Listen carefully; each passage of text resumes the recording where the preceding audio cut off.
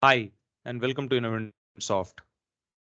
So, after consulting one of the B2B companies, it's a startup in a software space in California, US, I realized something about the SERP analysis. The Google SERP analysis, which is also known as Search Engine Result Page Analysis, which means one has to go through all the pages that are appearing in the Google's first page for a particular search term to analyze them and to develop insights to create content map for their organization. I'll quickly show you how. Let's and then I'll share one of the thing that I found it quite interesting and which product marketers especially should keep in mind while creating content map. Now, I won't say not to use SERP analysis. It's a good way, but do not use it overarchingly. So to come to a conclusion, inaccurate conclusion, or to develop inaccurate content map. Let me show you how. So first of all, SERP analysis means if you write, let's say, if you type iPhone, then people who are searching iPhone, the most likely they are consuming content which are in the first page. So perhaps if you want to develop certain content and want to be in the Google's first page, you have to analyze all the pages in the Google first page, what they all have to offer, and write in the similar lines. That's what it is. That's what is SERP analysis is. It is being used by digital marketers and product marketers to create content or content map. Now, let me tell you there is a certain small flaw in this SERP analysis and to develop content map. Before going into that, let me show you how Google works. This is nothing new. Everyone would in the world would know that Google has algorithms through which it tries to understand the intention of a query. It says that to return relevant results in the Google's first page, of course, we first need to establish what you're looking for, the intent behind your query. To do this, we build language models to try to decipher how relatively few words that you enter into the search box match up to the most useful content available. That means they have built language models that would try to. That means it is not 100% accurate. Certain times you will feel or you'll find there are inaccuracy. I'll show you right now. So I'll give you a real life example which I came across in the recent past. So there is a software called Argo. It's a new software. It's picking up. People are talking about Argo CD a lot these days. So this software helps software developers or the engineers who are writing software codes to deploy their code into public cloud. For example, Amazon Cloud or Google Cloud, etc. Now, the people who are using Argo CD, they are also searching for another term called Istio.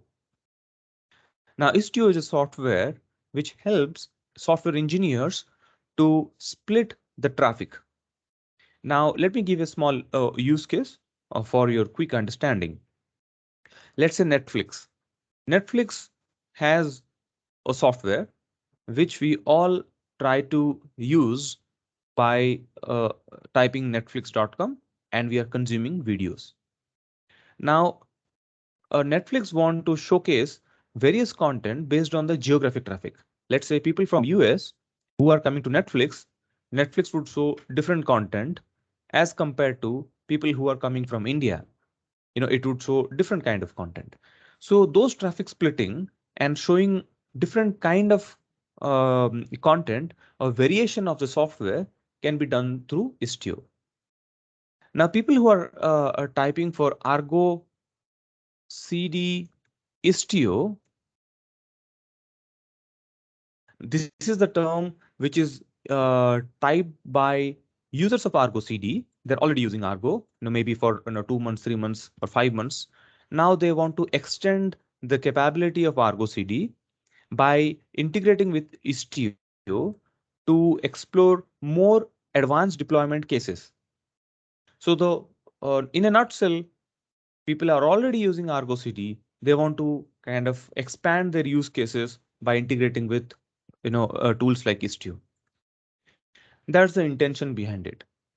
Now, if you look at the search results in the Google's first page, most of the content which are written by different vendors or different companies are catering to the same intention that, hey, you are using Argo CD.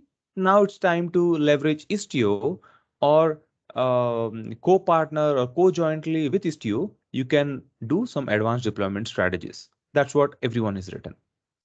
But there is one peculiar item to notice, or one peculiar article which is written by renix.info. If you kind of read it, it would uh, um, tell you that how to install Argo, how to install Argo, and how to install Istio. And more of the blog is, it's not a blog, I think it's an article. It's about code. There is no description, there is nothing in it.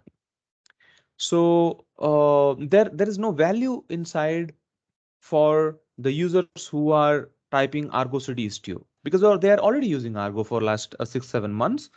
Now it doesn't make any sense for them to go through how to install Argo or how to enable Istio. It doesn't make any sense for them. There's no absolutely no value, but still it ranks at the top. The reason being, the way algorithm works is it is not so accurate, but it tries to map or identify the intention behind the search and match it with the content, different content. Now, Google has also kind of rules or algorithms developed which provides content that are fresh, that are unique in some ways. So if you see, so this blog is written in 2021. There are blogs or articles which are published in 2020 or prior to that in 2019. This is a comparatively new blog or a new article which is published. It is fresh and it has some terminologies which Google algorithm feels that perhaps it is related to the term, or perhaps it is related to the intention behind typing Argo CD and Istio. So, and if you are, or any person who tells you that to write blog with respect to what Renix has written, because it's appearing the SERP analysis or Google's first page at the top of the page, it's wrong. So, what I would kind of recommend everybody, every product marketers or content marketers, is to identify what customers are searching, what is their intention, what is their pain point, what value they are trying to derive. you know Please prioritize or provide more importance, more weightage to the customers as compared to those search analysis. Maybe in 3-4 months or 6 months, Google will track that no one is kind of reading or consuming this article, they are going away, so perhaps this article will not be there anymore. So it's always better to put customer first. Thank you, thanks a lot, and see you next time.